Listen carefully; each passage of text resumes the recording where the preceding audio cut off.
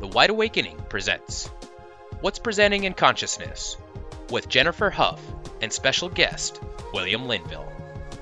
And now, here is author, speaker, and coach Jennifer Hough.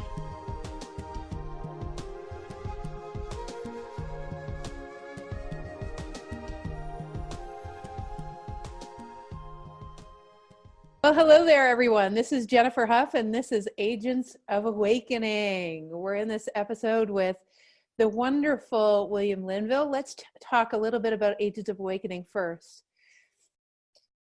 I have the privilege of experiencing some pretty extraordinary people in this world, and so many of them are aligned deeply with who they were meant to be before they came here.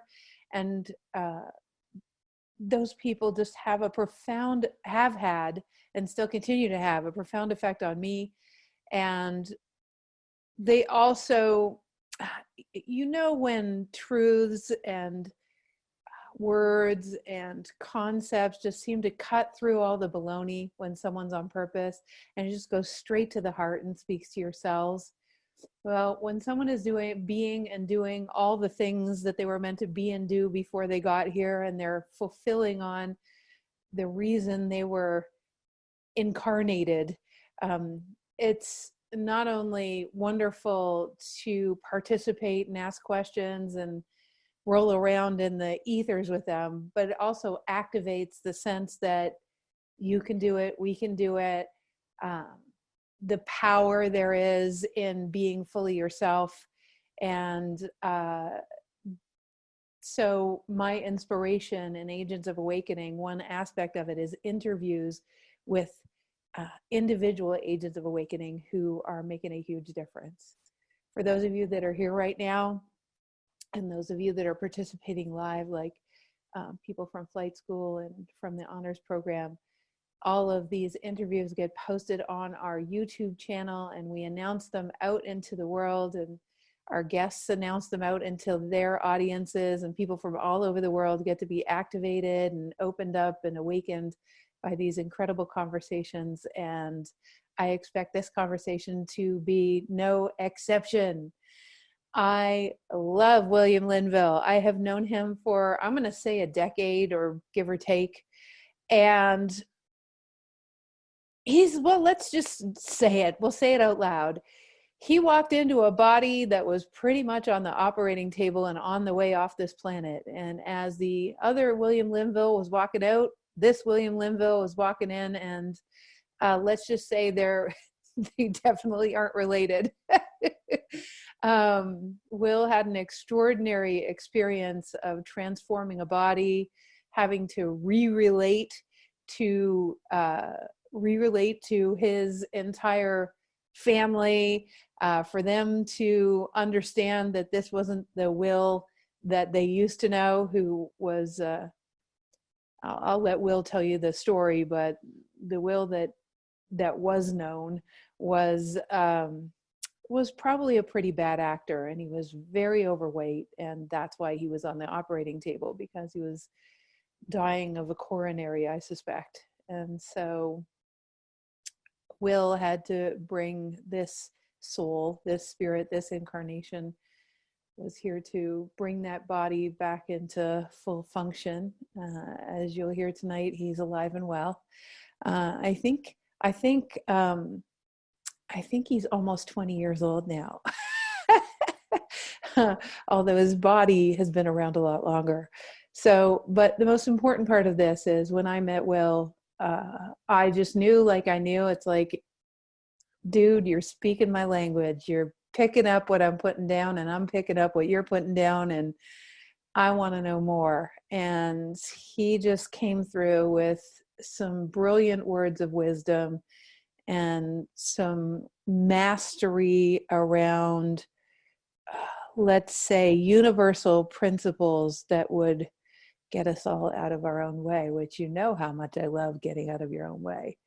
So without further ado, I'm going to introduce to you guys, and please feel free to submit your questions in the chat. So happy to take some of your questions and use them in this conversation to have us go as broad and deep and delicious as we possibly can.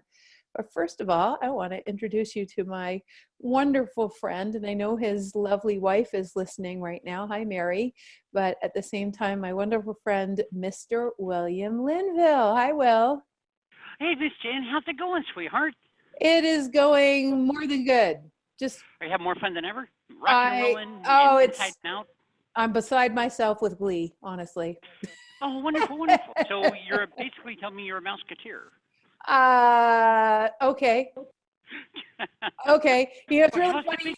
It's really funny you would say that. Not 2 hours ago, I was just talking to a friend who's on our way to Orlando. They don't have any kids.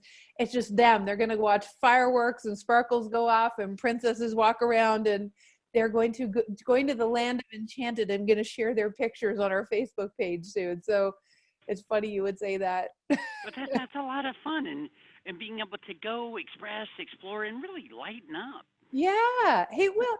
Okay, so I have a question, Will. How old are you? How old is this? I know like your body is one age. I have no idea, probably in the 40s or 50s. Yeah, my physical body is in its 40s. Okay. And then I came in about 23 years ago.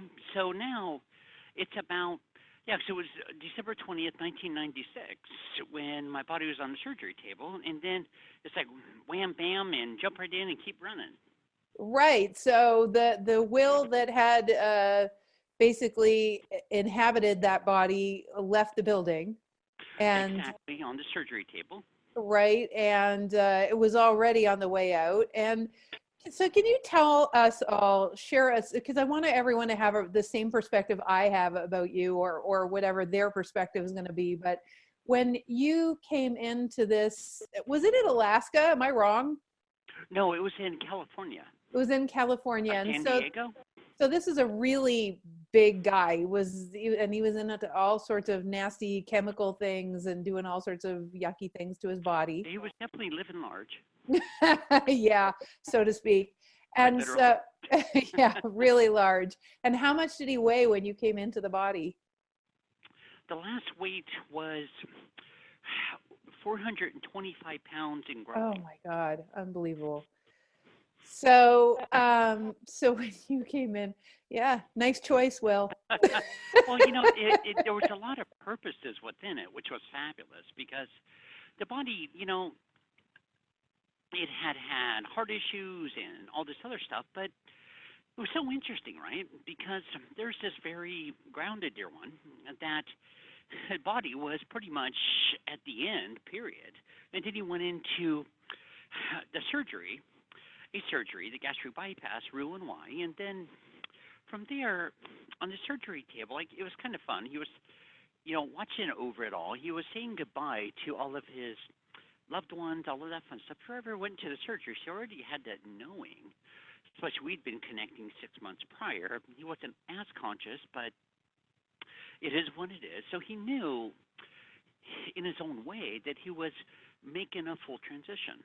And it was part of our agreement to pick up his package, the body, and to clear it out, divinitize it, permeate it, wrap up way back when all of his karmic vows and contracts and agreements, and all of his incarnational realms, even with his family monad way back when, that he originally came into the physical with, and to for his own, karmic debt and blah, blah, blah stuff.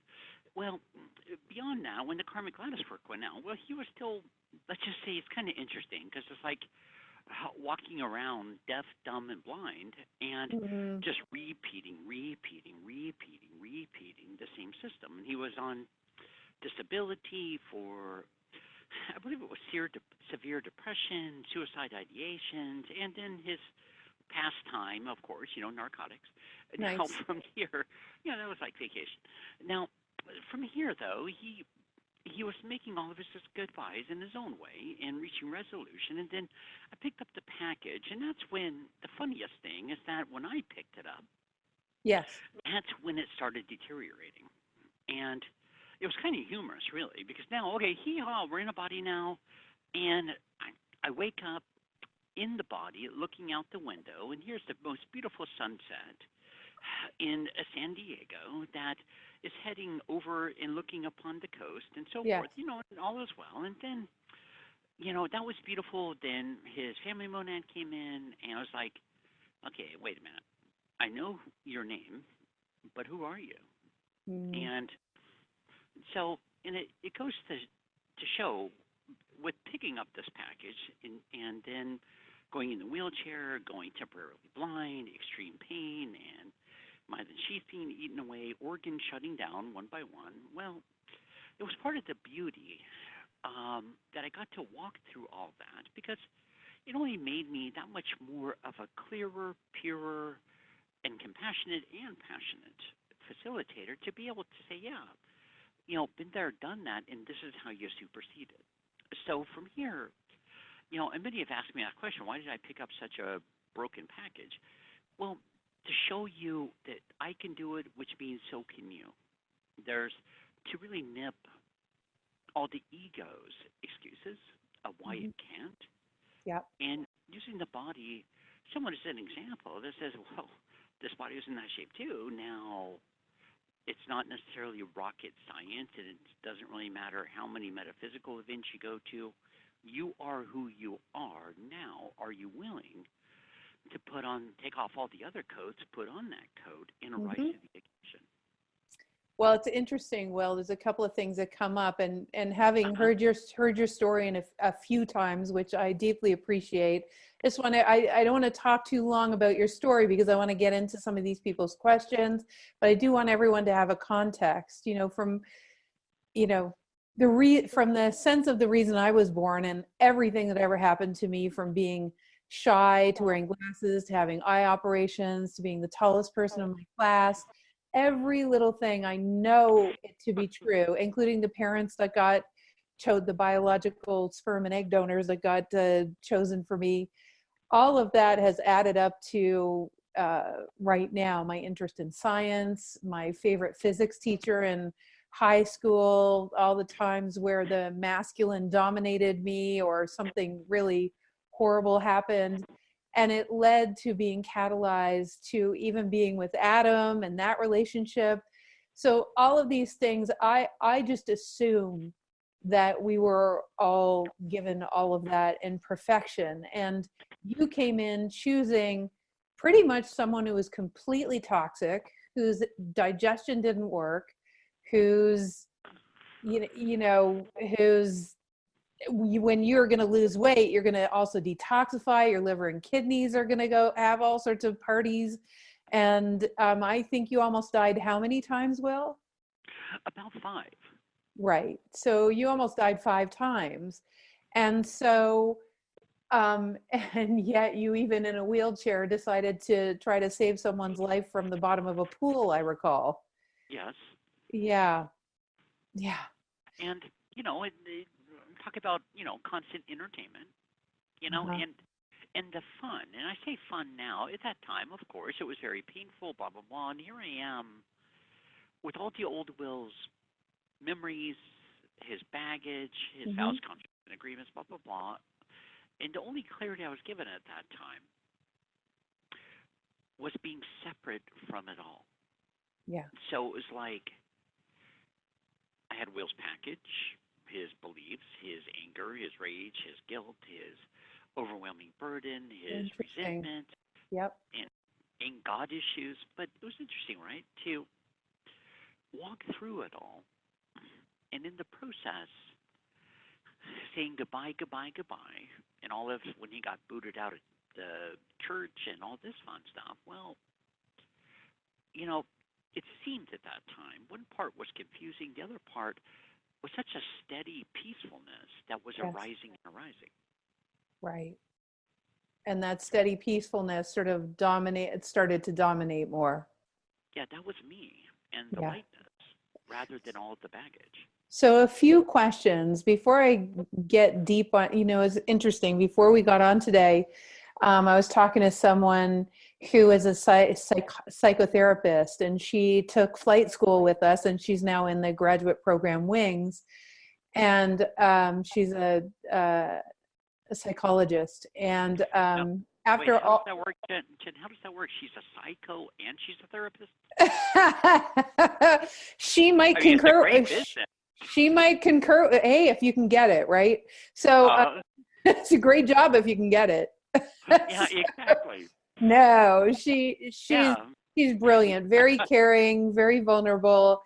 And after having, she'd been all over the world with us and stuff. And I mean, we're talking, some advanced spiritual principles. And now all of a sudden, instead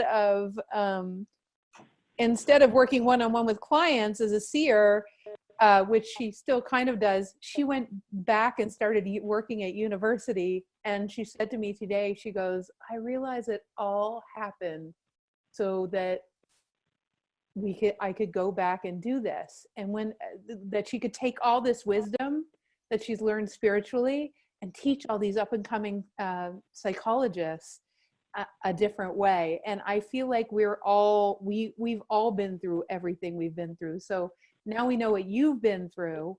What I want to know is, why did you choose now? Like, why did you choose, that long ago to come through, and why now, and what are you doing here? So, and who are you? Where are you from? Well, number one, my first memories when I go dimensionally and tune into all of it was Sirius, Pleiades, and then pure consciousness, without form, before form, beyond the unmanifest consciousness into total particles of light beingness, total particles of radiance, and I'll even say, to give it a word, universal light, endless universal libraries of data and information, accessibility, and if to answer who I am, the best word I can give is a matrix.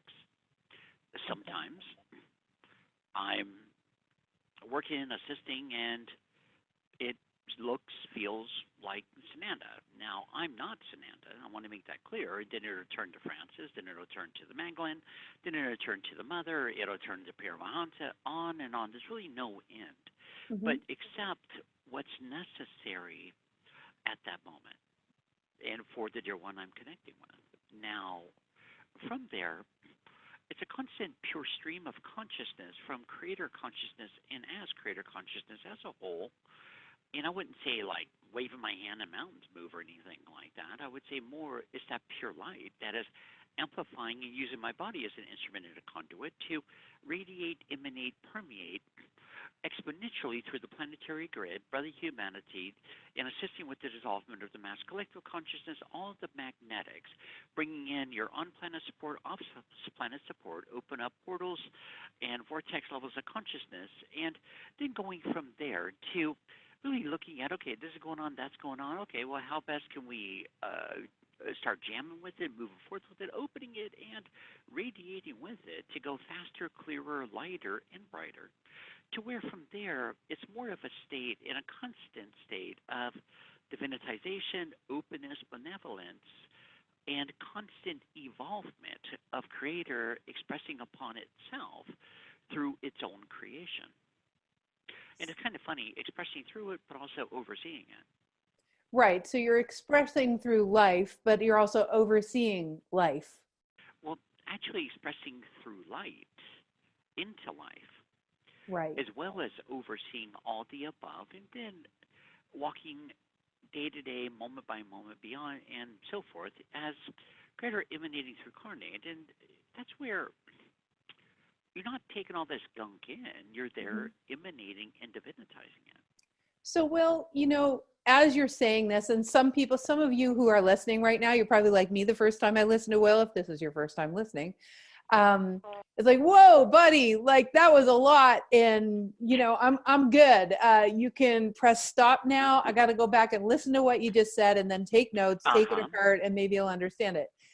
And for me, much like the way we do things, it's sort of, there's lots of codes, lots of things happening in the background where you're getting it, even if you don't think you're intellectually getting it. And of course, you can always go back and listen here at youtube.com/The Wide Awakening.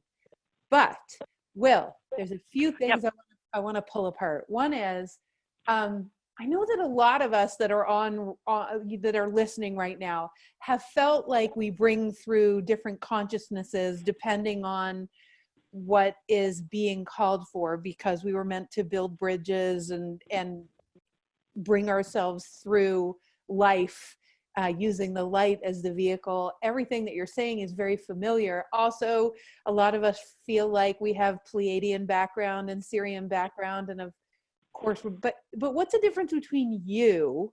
Because there's definitely a difference between you and the rest of us that feel what you're saying. Like we can relate to what you're talking about. There's a whole world of people that will probably never find you because they're just not a magnetic, that's not how they need to hear the information.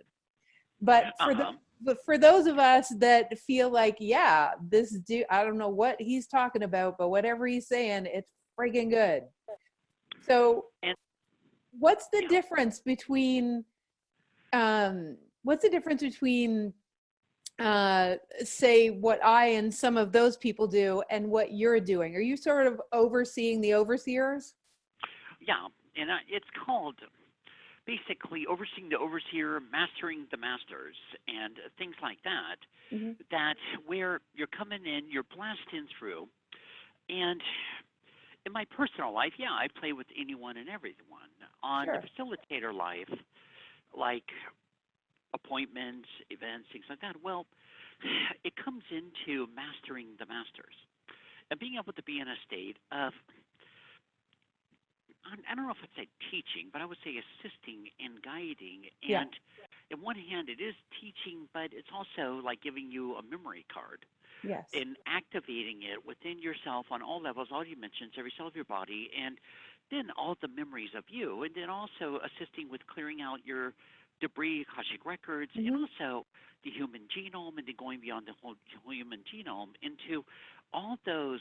I mean, literally, I could spend eternity just in one dear one's psyche.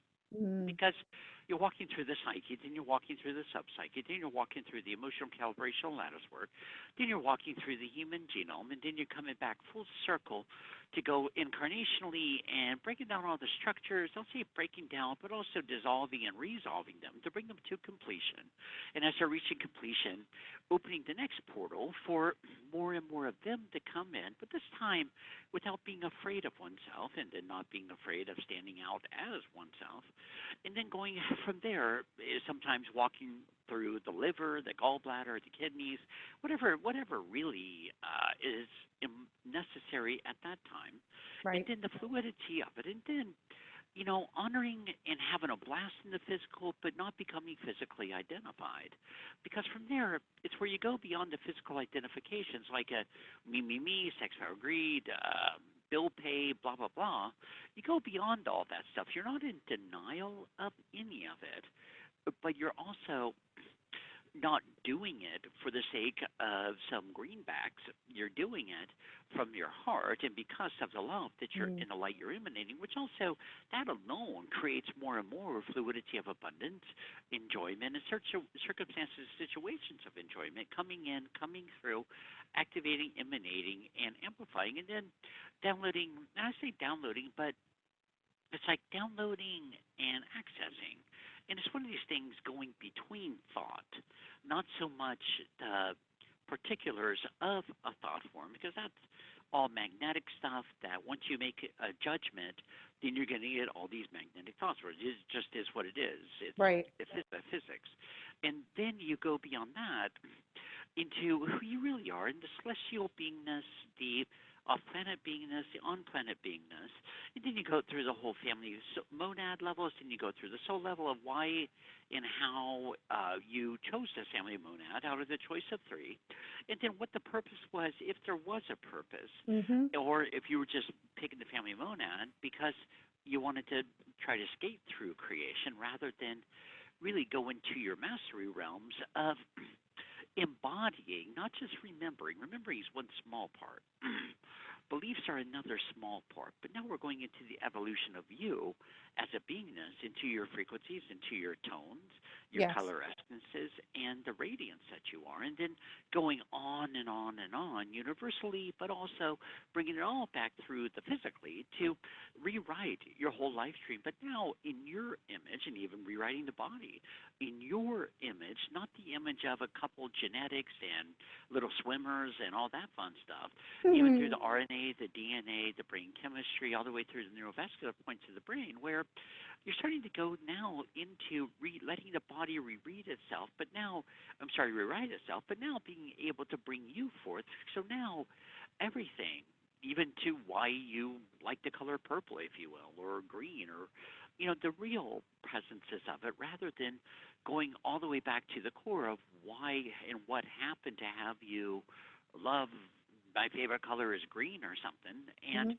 it's not just that that's your favorite color or not your favorite color. It's all these reasons why and how it became your favorite color. And then going through the personality level, collapsing the personality level, because you'll notice a lot of personality levels are ran by fear, guilt, resentment, remorse, and anger. And that's what's really anchored in the whole personality level, based on judgments, based on experiences, and then based upon this happening, that happening, or this not happening, that not happening. And then all the ways, shapes, and forms, you got segregated, separated from yourself and all of creation. And then you create these own colorful little deities that now, from judgments, and then the judgments turn into beliefs, and beliefs turn into emotional debris, and then going on and on to where and why within your physical manifestational world, all this funky stuff's been playing out, and then assisting to supersede and overcome and move it out. Yep, I hear it. And so, Will, we had some great questions come in from all over, and I do want everyone to know that I'll say this again at the end. You can find William Linville at williamlinville.com. That's Linville. Funny thing is, of course, 2 days ago, where did I go? I went into Tennessee, and I went to William Linville Falls, which we will be doing. We will visit again in flight school in the upcoming year. So I just find it so funny that's where it's just funny. So Kimberly from Southern Ontario in Canada is asking, what is the purpose of coming into this physical form as a pure being, only to have it conditioned out of us and then spend our lifetime trying to remember and return to our pure being? Like, what is the point of that?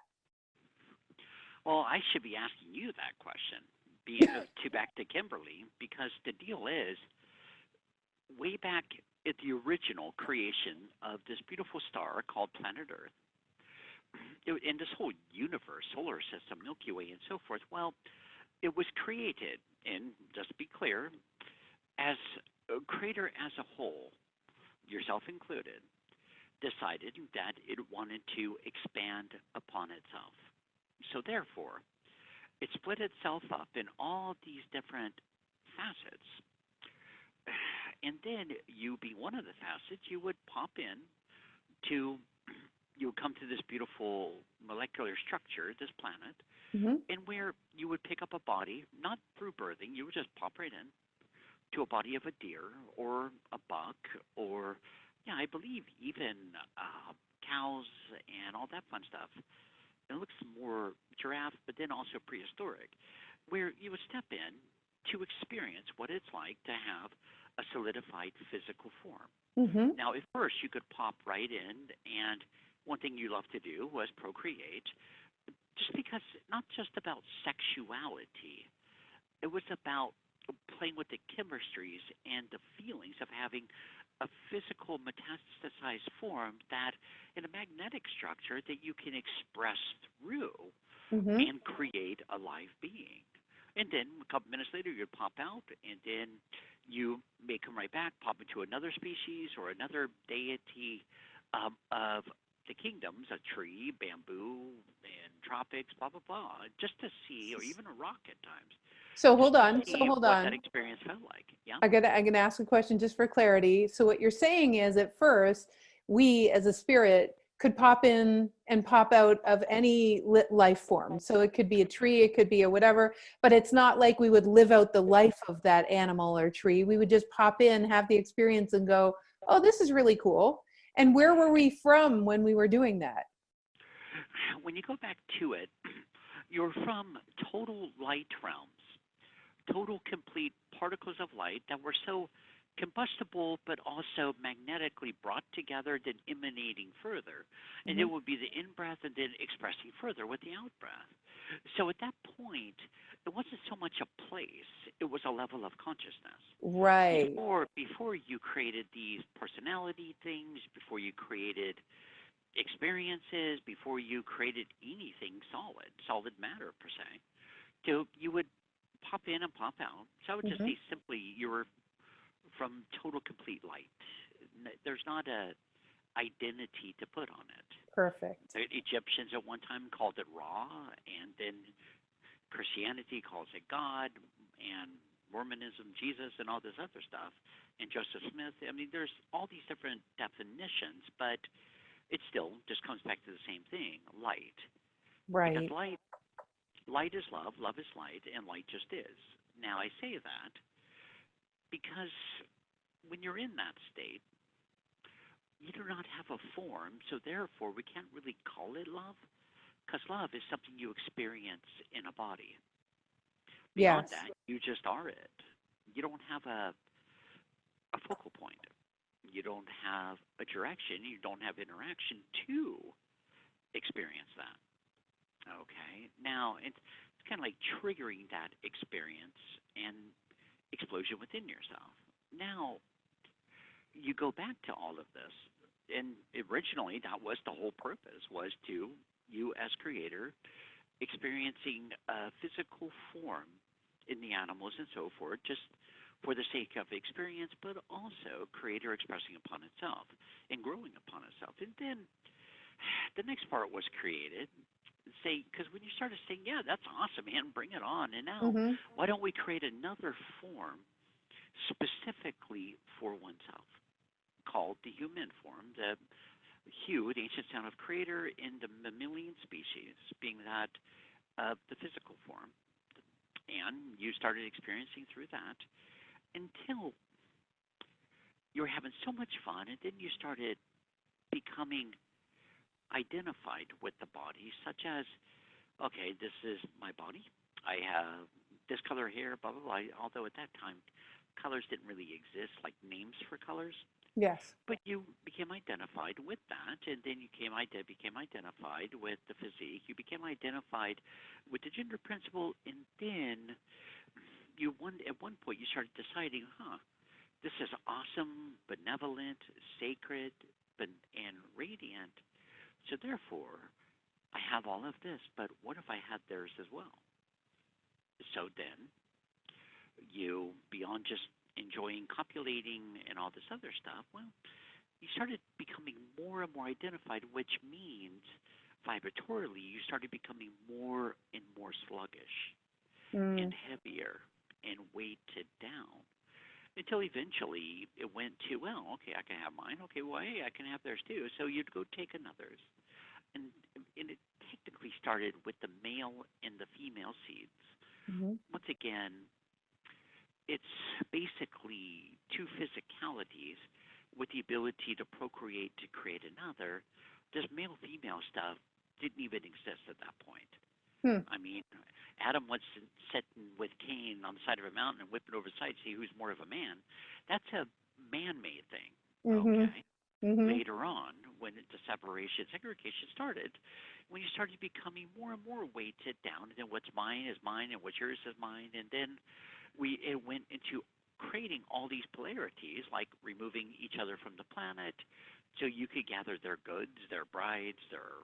But everyone right now is probably asking, okay, yeah, we get that, but why would we do that? Why would we bother doing that? That was not a part of the plan. That was a part of creating the mind. The mind and the logic was created after several hundred years of just having a form. And then the mind's the part that started questioning, I can have mine and I can have theirs. And that's where it already started going sluggishly into sex, power, and greed. And you started deciding one partner's great, but what if I had 2, 3, 4? And that's where you started creating what's now, or what was called, the karmic lattice work. Because then you started becoming so identified, so heavy, that you weren't able to make a full transition when you would pop out, and eventually you became more and more identified to where popping in and popping out was not so easy. And then that led to now beyond male-female levels. It went into village levels. And just the battle got larger, and then the 12 tribes of Levi were created, which technically, okay, I have my beliefs, you have your beliefs, you take off into the mountain terrain with your beliefs, and I'll be here with my beliefs and identification. And then there was all this other segregation, and step by step, forgetting that who you are, and then forgetting that to harm another is technically harming yourself, because you're just becoming denser and heavier. Right. And that's when the games began. Because was that originally the plan? No. So how did we? It wasn't originally the yeah.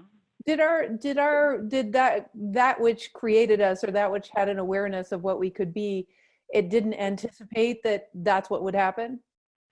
That was before ego was ever created. It was before minds were ever created. It was before anything to identify with in solidified matter form, even before matter was ever created.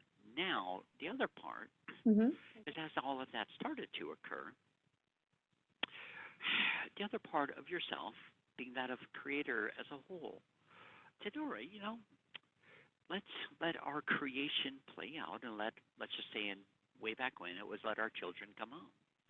The rest of it's out. And unfortunately, it went denser and denser all the way into the, quote, perceivable dark ages, which means, and was there still light? Yes. Light is impossible to destroy. Sure. But the weight and the thickness of the density became stronger and stronger and larger and heavier, which led to eventually what's considered separation. There's me and then my creator consciousness, rather than I am creator consciousness. And started to create these two dualistic principles.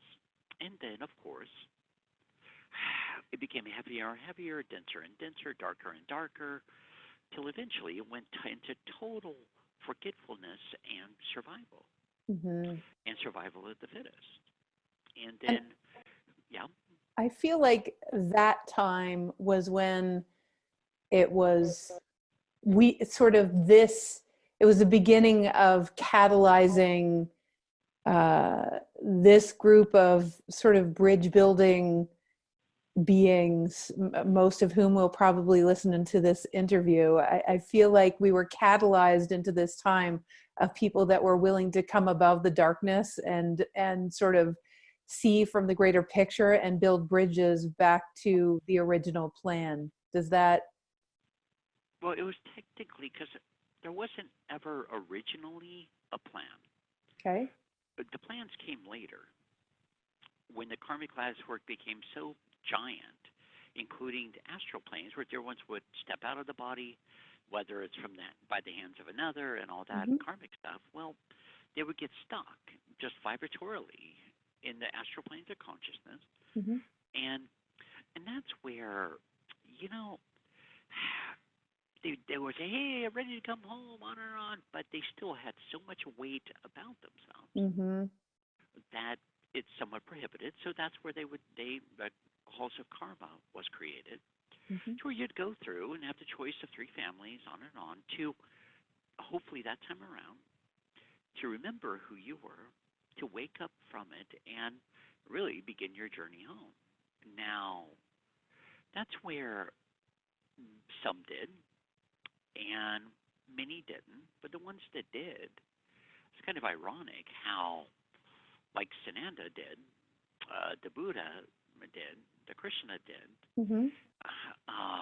Mahatma Gandhi did, and so forth and so forth. Well, isn't it interesting how they were then looked down upon, blocked away, beat up, tortured, tormented, and now somehow they were the problem, although they were there saying, no, no, no, everybody, this is how we make it home. Mm-hmm. And then that's why they've had such a big impact on the planetary grid.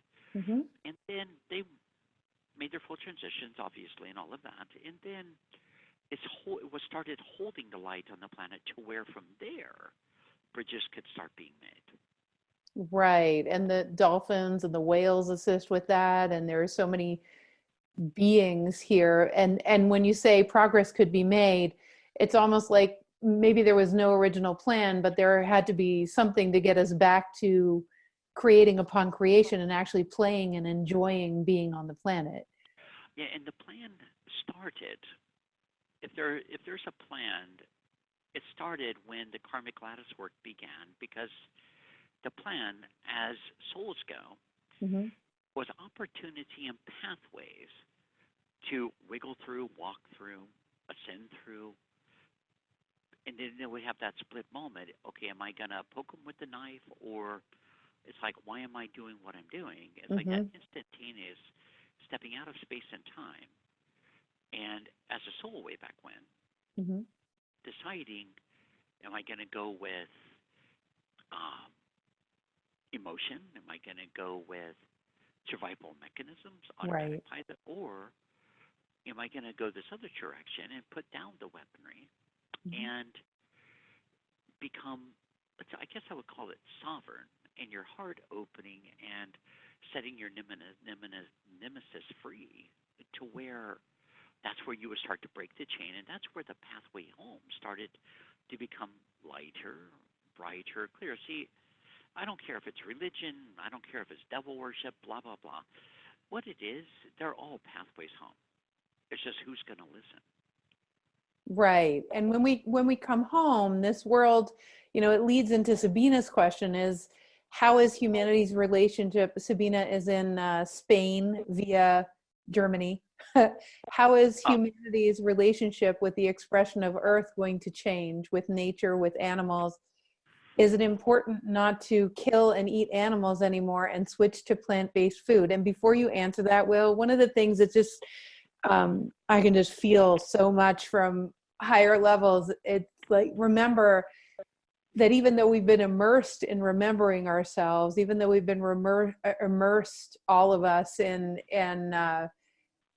learning how to thrive and play again, remember that the purpose of life on Earth isn't necessarily to remember what we forgot. Ultimately, the original reason for being on Earth was to enjoy and play and co-create and see what's possible.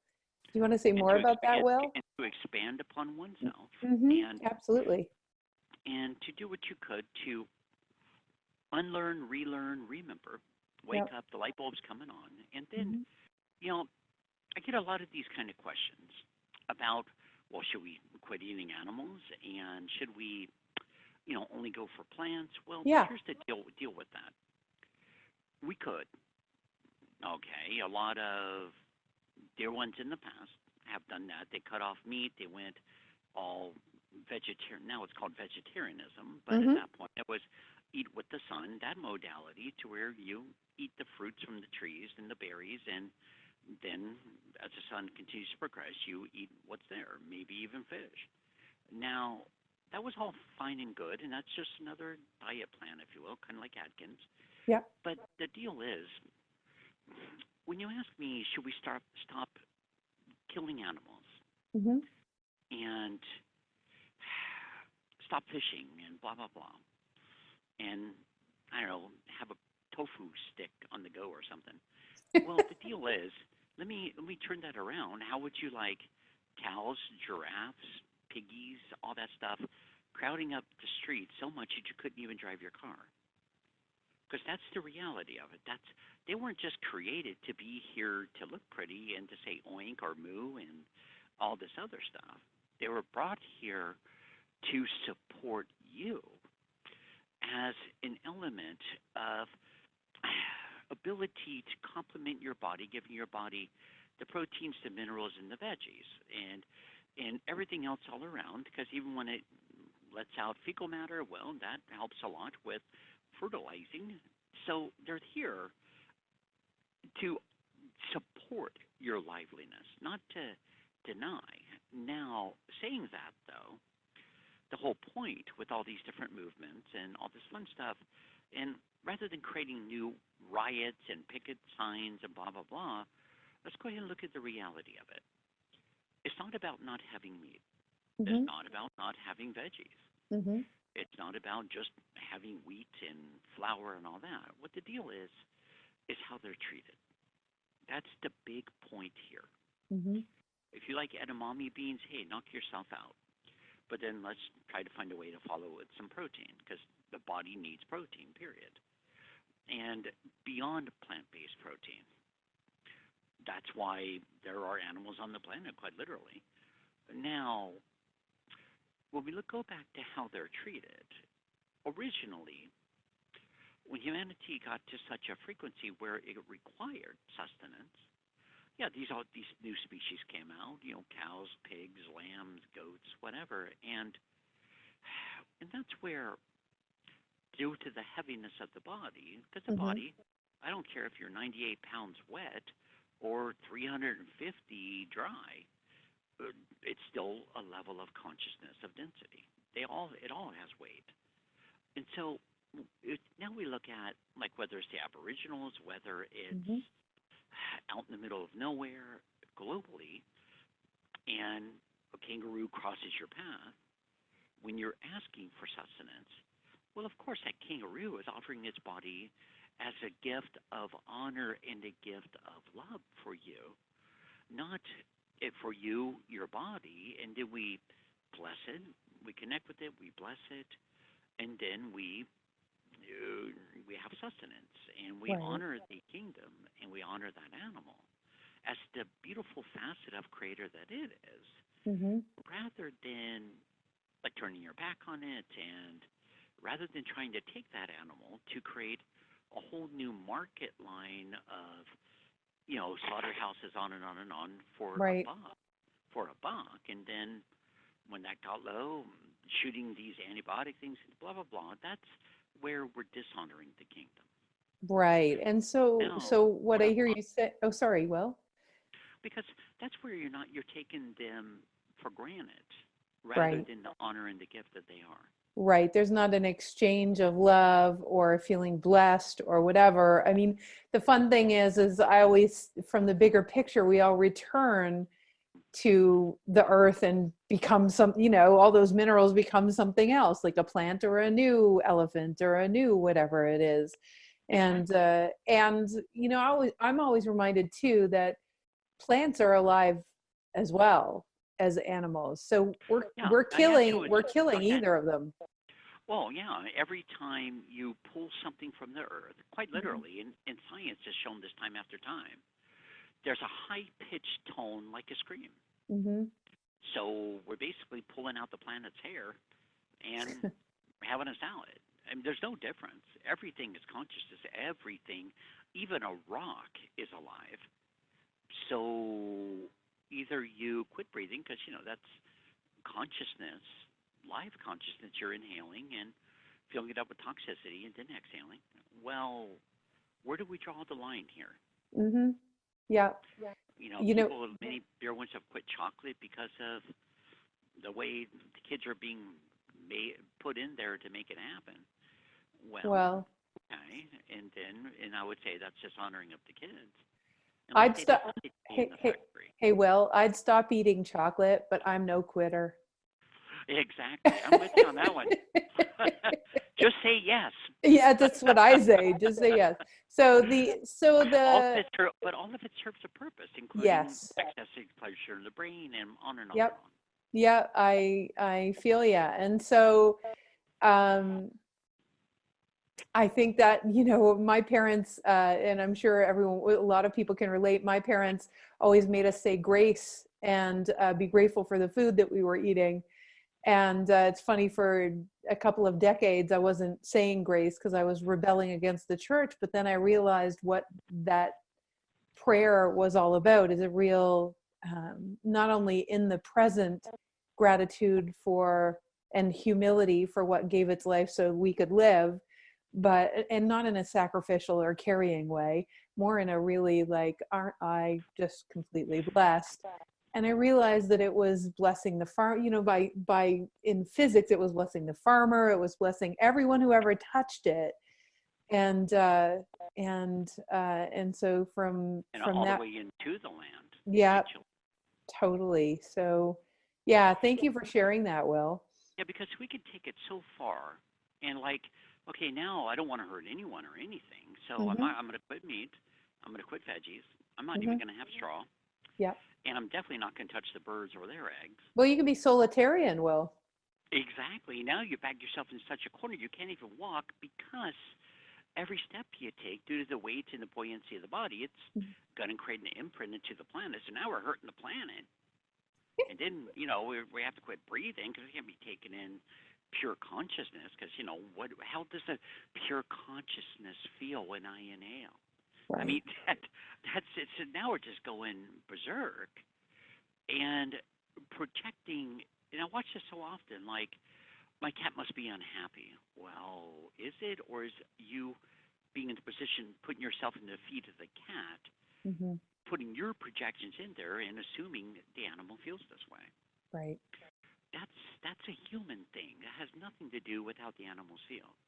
Like, I could say, yeah, if I took apart a cow limb by limb, and that they will feel that. And mark my words, they're not going to exactly jump up and down. Well, they can't. They don't have any legs. But from here, that would be dishonoring the kingdom. I remember you and I having a conversation about, I used to have clients that they don't ask me anymore, but they used to ask me all the time, oh my God, because I used to live in deer country. Well, now I do again. And, you would see deers, wow, grammar. Wow. Anyways, deer kill on the side of the road all the time. And people go, oh my God, my heart breaks, that poor deer. And I thought to myself, well, that deer consciously walked out to kick the bucket, and it's now on the side of the road. I mean, breaking a bumper. Right, exactly. It probably left its body. It saw you coming, left its body just before. And I remember you and I talking about that before. Exactly. And then, you take that, and it's like the animal's not ignorant. It knows what it's doing. Yeah. Now, well, I'm on their land. Well, no, they're on your land. You're on their land. I don't see any papers for either. It's just the divine order playing out, and then going all the way back to saying grace before you eat. And everyone has their own certain modality, but this is where it gets interesting. Is it really about grace, or is it about stepping out of space and time and acknowledging the dear one in front of you?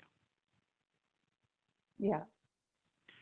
And then you go to society, and things are moving so quick at times that you're going to consume something, maybe McDonald's, Burger King, and the, Garden Whopper or whatever. Well, are you really stopping to actually taste it? Because more often than not, you down it because the tummy's making funny noises, which in turn is just really the gastric juices resetting themselves, it's gurgling. That's really what's happening. But then you go back to all of that, and you stop for a moment,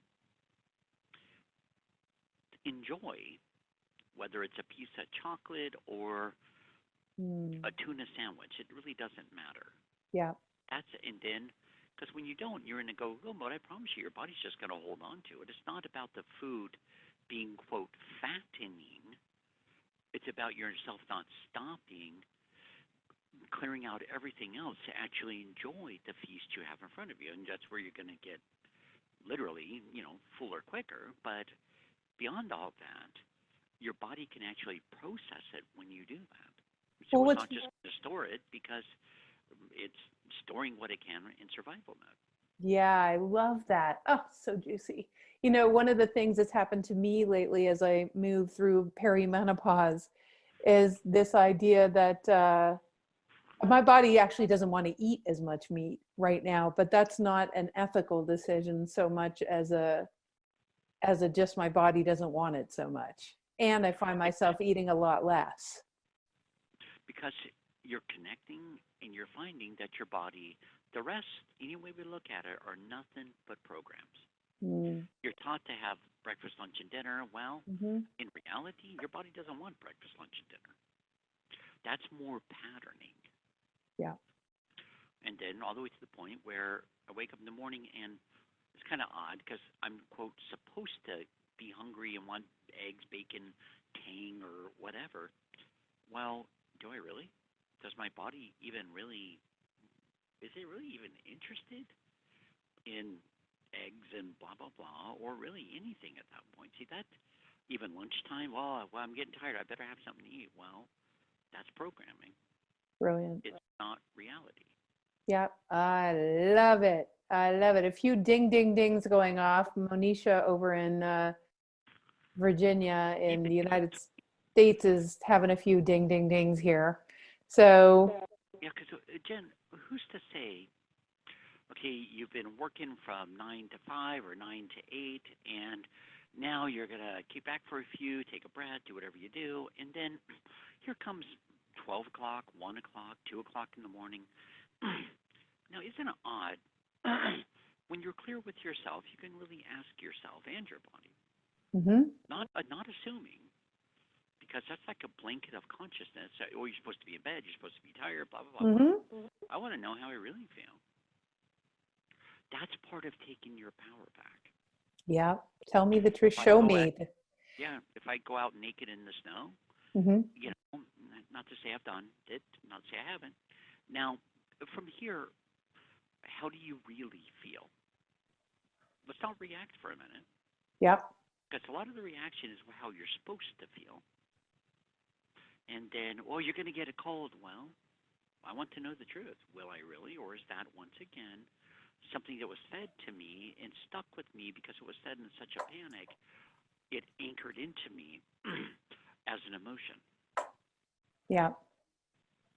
So I'm sorry to interrupt. We just go everywhere with this. Oh yeah, because, well, as a nutritionist, you know, I got taught all sorts of, I had to break free of all the so-called truths that got infused into me and realize that I can have pizza, I can have all the things that I thought I couldn't have. It's just really understanding powerfully, like for me. So for instance, one of the things we do in flight school that I think is just so powerful is take that idea of in the present moment without, you know, listening to the shoulds, musts, and have tos of society, actually follow what your cells are saying in a very pragmatic way and get a new, you know, this practice that's more sovereign from the projections of all the books that are written about nutrition. And trust me, I know, I know, you know how indoctrinated I was for a few years, about 15 years ago. Absolutely, sweetheart. And it's kind of funny because I'm also asked the question, well, you're saying that, but then when we're on a session, you say my body wants blah, blah, blah. Well, of course it does. Because now, before society was created, it was a humdinger. No one was mineral deficient. Yeah. It's not because of what they ate. It was because of the lack of stress. Yeah. So you look at your lifestyle, and I'm doing this, and then I may like my husband, I may not, and I may love my job, or I may be really resentful, and blah, blah, blah. Well, that factually demineralizes your system. It's a way to where your body, of course, is going to want sustenance with some sort of minerals, not to make it healthy, but to bring it back into a healthy form on its own. Yeah. Well, so, I mean, yeah. Yeah. So what comes to mind as we're talking about this, you know, recently I was listening to this dude, maybe we'll bring him on to Agents of Awakening as well. But I was listening to this doctor, and I know so many women who have had this issue of just weight gain, especially as they get over their 40s and 50s. And as a nutritionist, I remember doing all these tests and looking at these women and thinking, God, this is not an issue of what you're eating. This is an issue of how much you've carried, how much you've worried, and not taking time for yourself, and not hanging out with your girlfriends, and not relaxing and enjoying your life. And I got kind of taken aback when this male doctor started saying exactly what I said 10 years ago. He said it's scientific now. There's scientific proof. Like, and he apologized. He apologized. He actually apologized. He said, "I'm so sorry as a doctor that, you know, women can't exercise and just exercise harder. It actually doesn't work that way for women. The more they exercise, if they exercise really intensely as a 45, 55, or 65-year-old woman, it has the opposite effect. It puts more stress on the body, and that way your tummy's never going to go away." Exactly. And then, you know, even with my own body, you know, it's funny because it's not what I eat, how I eat, or where I eat. It's one of those things where things present at times. Way back in Vegas, towards the end of our Vegas time, okay, well, it's time to integrate, it's time to ground, it's time to hold more energy. So my body became heavier. It's just an energy thing. Yeah. It's not because, well, you know, you shouldn't, blah, blah, blah. And then my body is an instrument. Now it's dropping the weight. So, and that's a dance because I don't do sweets. It's not really my thing. And all that excess stuff. But it's funny because part at times is you being an instrument and a conduit that's anchoring in the energy in these areas. Beautiful. I love it. So, so I love this discussion. I have a few more questions. I want to make sure we get to them because they're really juicy, Will. Bring it on, sweetheart. Okay, so Bonnie's probably sitting there going, come on, I want my question to get answered. And so Bonnie is in Seattle, USA, and then we're going to get to Marie's question, which is about the role of indigenous people, and then we will wrap it up. So Bonnie's question is this. So what's the fast track to, Okay, so I'm going to ask this question. I feel like it's loaded. So what's the fast track to get to completion without spending eons of time on each person that we're incomplete with? And my question for you, Will, would be this: is it even necessary to complete with every single? Oh my God, I've been in touch with tens of thousands of people, and I swear to God, there's at least a couple of thousand that probably judge me and feel separate from me, and stuff happened even inadvertently because of the magnetics that they held. And, you know, all the time I was doing my best, and sometimes I was, you know, acting from my ego. Certainly in my 20s and 30s, I had lots more time of doing that. Of course, yeah, that was a different time of my life, catalyzing a bunch of other stuff. But do I need to go back, or does Bonnie need to go back to complete with all of those people and each of those incidents that is a mess, so to speak? Yeah, and it's kind of humorous, right? Because you got to this point, you're waking up, you're clearing the decks. So why would we take on a job of trying to correct everything we've ever done in a body on a planet? The part that does matter is if you're out of integrity or whatever, well, let's sit here right now and ask ourselves, would I do the same thing again? And if the answer is yes, like as far as injury to others, and I'm saying injury based in, it all comes back down, number one, to judgment. And would I judge another? And they judge me, I judge them, and then we have a sort of judgment battle of who has bigger judgment, who has lesser judgment. Well, it comes down to it's not about them. And I want to be really clear when we're looking at all of this very literally, very honestly within ourselves. Let's go ahead and decide for a minute. Nothing is about you. I don't care if they broke in, stole your car, and kicked your dog. It's not about you. What? It's not. It's about the dear one who wanted your car and has issues with animals. Now, what's that like, Jen? To really just right now, because the ego wants it to be about you. Pure. The power you have is your reaction. It's pure freedom. It's instant sovereignty. I mean, Will, we both, I mean, a lot of people that are listening get exposed to a lot of other people around the world. And, you know, to the hundreds and thousands for some of us. Gosh, if I made it about me, holy camole. Now,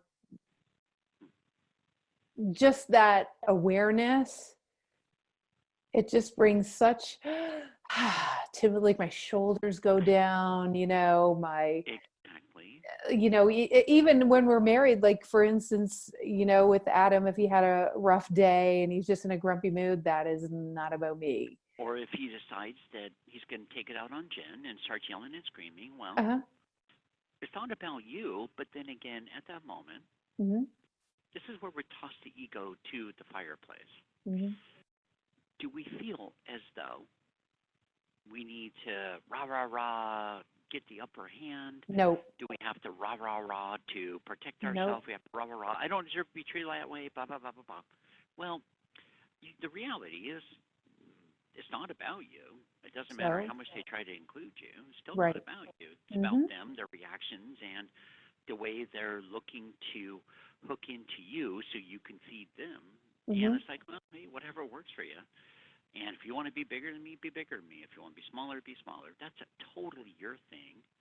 But then we have to decide within ourselves, Mm-hmm. because this is our power now. Mm-hmm. What do I feel like being around? If you get off on being yelled at, hey, more power to you. Because at least if you're getting off with it, you're having fun and you're not being drained. Preferably, we walk out of the situation or away from the situation or dear one. And by the way, every situation is walk away fromable. Mm-hmm. And if it's not, you need to stop and ask yourself, why am I letting this situation have all this power over me? Yeah. Because that's all that it is. It doesn't matter if it's work, doesn't matter if it's family, friends. No one's making you do anything. You always have Right. the freedom to say, yeah, thank you, but no, thank you. But really putting it in perspective. Yeah. And when someone says, Jennifer, you made me mad, well, it's where we want to stand up tall, really feel good about ourselves, because you got a lot of power. If you have the Man. power to make a man, Right? okay. I'm awesome. Or if you can, you make me feel so less when I'm around you. And that right there is a loaded one, because they're wanting to make you smaller and become smaller so they Mm-hmm. could be up here. And it's just a whole ego dance. But then again, once again, well, I have more power than I realized. So, and really it comes back to that, because why are they trying to give their power to you? And Mm-hmm. then what's the ploy and the guilt ploy at times that try to hook in? It all comes back to their own unhappiness Mm-hmm. within themselves. Yep. And It's still not so, about you. yes. And so, is there anything to complete, therefore, Will? Is there anything to complete with people? Only when you bring a dear one up in front of you, into your psyche, whatever, and if you feel yourself tightening up and clenching, yes, there's something to take care of. Okay. If you feel your body getting angry when you contemplate them, yes, there's something to deal with. Okay. Because that's where, for some reason, one way or the other, it looks like you're getting angry with them, but the reality is that you're giving your power away to them. Because if they can do something to make you that angry, well, they have power over you, quite literally. Mm-hmm. That's when, I'm not saying give them a call and hash it out. I'm saying let's really step back and look at why we're giving them so much power. Well, it could be a completion within yourself, right? All of it's about yourself. Mm-hmm. Because it doesn't have anything to do with them. It comes down to how much we're going to judge them, how much energy we're going to give them, how much power we're going to give them, and then how much of an impact we're going to let them have over you and your life. You know, Will, it's really interesting as we're talking about this. I can see for some people, particularly maybe the person even that asked this question, perhaps, that there's something about, like, if someone doesn't like you, that's when it's incomplete. And so having them like you or respect you or whatever is what makes it complete, when really, when someone already has a perspective and they're not willing to change it, you know, it's kind of irrelevant having the conversation. Yeah, but it's kind of funny, right? Hmm. Because even looking at that, and that has more to do with self-worth. Yes. So let's say we do whatever we can, buy them flowers, go to their house and Hmm. mow the lawn or whatever. Well, to try to make them like you. Well, one thing, okay, they may like you now. You bought them a new car and blah blah blah. But then, what's going to happen when you accidentally, on purpose, run over their flower garden with a lawnmower? Now, so that liking you part is all ego based. Okay, because Yes. now, well, I ran over their rose garden they were so proud of with my John Deere, and now they don't like me again. So, okay, now I have to go buy them new flowers. Do you see the game in the tango? Oh, yeah, totally. It's still not about you, why they Yep. don't like you. They sometimes, it's simple as your vibratory levels are at such a state and they cannot box you in, so therefore you threaten their ego. Yeah. Even if you haven't said a word, or you can be sitting in the back of the room and you get dirty glances because they feel threatened by the light that you're emanating. Yep. Yep. They And just feel that's okay too, but it's still not about you. exactly. And how So, you catch that ball yeah. of fire. Yep. I love it. I love it. So Marie has another question. How do you see the role of global indigenous people, and how can we best learn from them without interfering with their culture? And, Mhm. you know, as a way for them, I can feel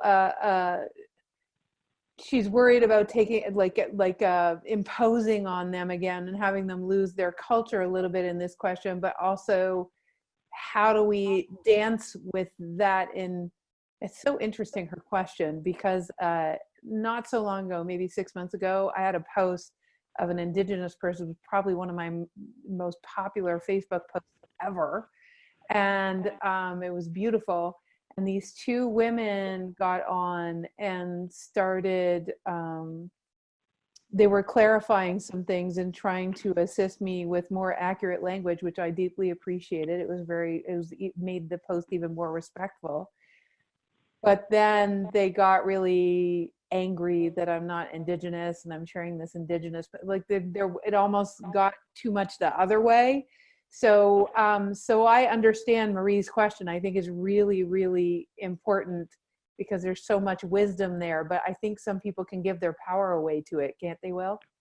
Yeah, and it's kind of funny how now they are angry and blah blah blah because the deal is that by giving you extra info, blah blah blah, well, they didn't make it up to the top of the totem pole, Right. and now they're judging you for not being indigenous and blah blah blah. Well, let's be literal here. Every one of us, them, everyone at one time was an indigenous person. Yes, exactly. So let's put this in perspective. Everyone at one time was homeless. You know, this isn't rocket science, but it does come back to who knows more. Now you're going to exploit. Well, no, I'm giving them a voice and giving them clarity and giving them honor. So whose ego was really kicking up here and wanting to be the most important representatives of the indigenous people? Because it's still, that's all just an ego game anyways. So You know, then, so like I know Jennifer better than you do. And right. And so Will, the question from Marie really is how do we get the wisdom we need from that beautiful culture without taking over their culture? And is that a concern and how does that work? well, number one, without affecting their culture, in your free time or so, let's either study or let's go out to the reservations. Let's really, I would say, pick one of the leaders of the indigenous tribes, one of the elders, not the ones that are out there begging for money, food, whatever, because they're not gonna have a clear view, because otherwise they wouldn't be begging. Mm-hmm. Okay, so let's go to one of the higher ups and let's learn about their customs. Let's learn about their culture. Let's really let them be the teachers. And then this is where we come in. And we come in and we say, well, that's awesome. And I'm glad you guys dig up the fields, reharvest. But I have this gift called a John Deere that you can use to simplify the feed. doesn't mean we're not taking anything away from them. We're making it easier for them. And that's not changing them. It's adding to them. And then if you see that they're still rubbing sticks together to light a fire, well, let's introduce them to big lighters to simplify the process. Because that's part of where we're adding to their culture. We're definitely not taking away. The issue comes in when you're coming in, woe is, and wanting to change them. Yeah, that's attempting to strip them of their culture. Dear ones, some homeless people, they really just want to be homeless. They don't want to be tied down. They don't want a 9 to 5. And so many of them have had corporate jobs on and on. They really love the life the way it is. Mm-hmm. And if it gets cold, it gets hot, well, it would be you judging that they're feeling this way, that way, or the other way, rather than really, honoring where they're at until they ask for assistance or ask for something to be different. Now, Right. with the indigenous, they may love to walk across the desert. Great. Now, we can offer them a dune buggy, but chances are they're not going to want a dune buggy because they love connecting with the land. But regardless of all of that, they're not broken. It's just what they enjoy. Right. So If there's they a want degree. satellite television, that's up to them. So there's a degree of respect and making sure that there's almost like an exchange of appreciation and understanding, such that it's really letting us each be sovereign beings, is what I hear you saying. And also, it's a combination because we're sharing parts of societal culture that could add to their lives if they so choose. Mm-hmm. And then we're teaching them more about your culture, so that we're kind of marrying cultures. And then, we can offer them satellite television, whatever, but I know they wouldn't really take it because their culture is the land and the universe more than media and all the emotional head games. And so then they can share with you and teach you endlessly, or I'd say in this case, remind you endlessly of what it's like. And it's a great example of a life of simplicity. They don't worry about credit cards because they're just not a part of that matrix, and they're okay with that. It's you coming in saying, oh, there's something wrong with the way you're living and what you're doing. You've got to get a sleeping bag rather than sleep under the stars, and all that stuff being imposed upon them. Right. Like you hear so much about their ones, okay, I'm going to be a school teacher. I'm going to go in there and teach the indigenous children, blah, blah, blah. Well, let's get out of the ego there for a moment. And let's just take a breath and just flat out ask them, would you like to learn how to function when you leave the reservation, or if you ever choose to, would you like to learn the ABCs, blah, blah, blah, of how to function in society? They're not broken. They're not ignorant. Matter of fact, they probably have more wisdom than the majority of humanity. But we're offering. We're not projecting. And so, Will, what would you say, as we close up shop? This will be the last of our conversation for this Agents of Awakening. Again, you can find William Linville at williamlinville.com. Go and check out what he's up to. It's awesome. And I'm Jennifer Hough, of course, of The Wide Awakening. And so, Will, what would you say is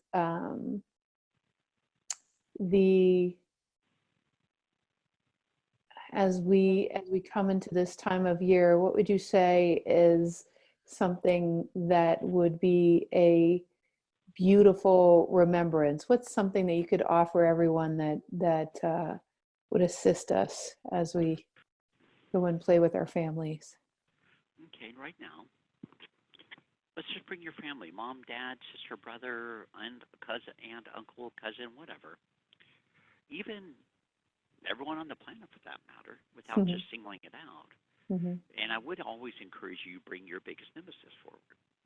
Okay. Now, let's sit there just taking a breath in through the nose, down into your lower tummy. And with your mouth, like you're trying to whistle, just exhaling as slow as you can. And do this about 3 times, 4 times. And then let's welcome in the rest of yourself and our job for ourselves. For one, is to see the light within them. And number 2, without any filters at all, I don't care how crappy your mother-in-law may be, whatever, let's look into her to see that the beauty, to see the light that even lets, because if there wasn't light, her body wouldn't be animated. Mm-hmm. And looking for the light just right through her heart, and Mm-hmm. let's really strive more to understand them rather than to project or protect yourself from them. Because I have this joke, to show you how, quote, enlightened you are, have dinner with the family now, or holiday dinner with the family monad. Because that's where it's got like a truth serum. We're not protecting. We're not wearing balls of light around us so we're not invaded. Let's just throw all that stuff to the garbage can for a minute. Love doesn't need protection. So let's be that light that we're looking at through them. I'd say be a way shower, but not because they're broken. There are some there that are seeking, and all of them are actually, just in their own different, unique ways.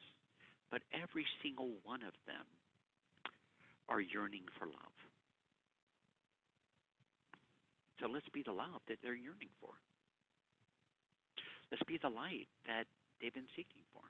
I don't mean teacher, because we don't want to go in there with a big ego and telling them how it is. That's just another ego thing. This is probably not going to go very far. That's the beginning of food fights.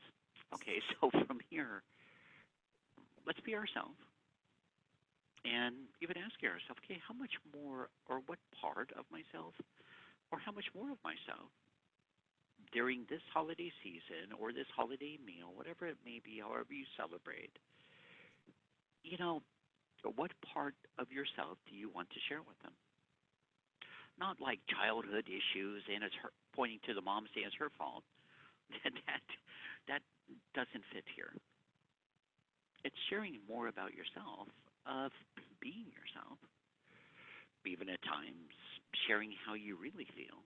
Not so much about sharing how what they said made you feel, because that's just another backward ego game. But really sharing from your heart without any defenses up. Now, I say that all, and I'm not saying be serious. Matter of fact, be as unserious as you can. And open your heart and express, but number 1, seeing the light within yourself and within themselves. Because light is love, love is light. It's the same thing, just in different forms. One you act out, one you just already are. Beautiful. Thank you, Will. Well, I thank you. This has been such an honor and a blast, sweetheart. And Merry Christmas, Happy Almost New Year's, and everything else. Well, and I want to thank you and Mary too for being here with us and for sharing lots of juicy stuff. Oh my God, so much stuff about food. It's awesome. And and feeling the blessing of it and allowing ourselves to be blessed by it and feel the appreciation. And so I just love that. Yeah, and being the agent of awakening, not the secret agent that's hiding away in the corner of the room. Yay for being an agent of awakening. So speaking of which, guys, we always say this at the end. We are so deeply grateful for being able to, as Will might say, sing and dance and play with you all. And the other part of this is that if you are looking for the journey of applying the wisdom of these wonderful teachers in your life, not just hearing about it, absolutely come and check out Flight School. That's where it's all about the embodiment of all of this. And of course, with all of our guests, if you feel so inspired, go and check them out. They're wonderful, as Will is, and I've known him for 10 years, and he is unwaveringly himself. And I so appreciate his contribution to my life and TWA and all of that. So we'll have... And likewise.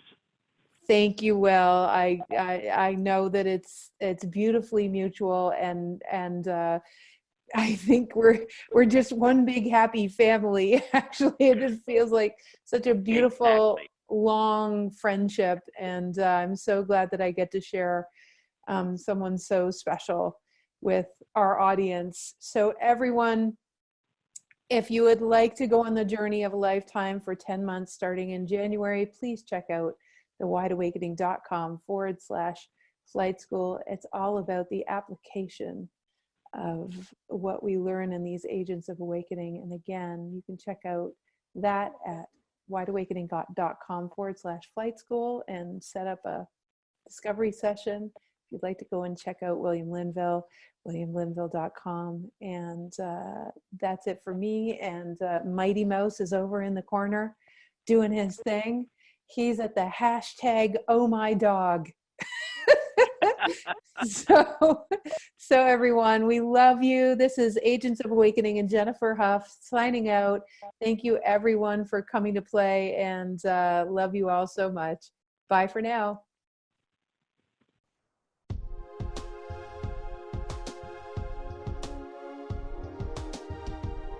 Thank you for joining us for What's Presenting in Consciousness with Jennifer Hough and special guest William Linville.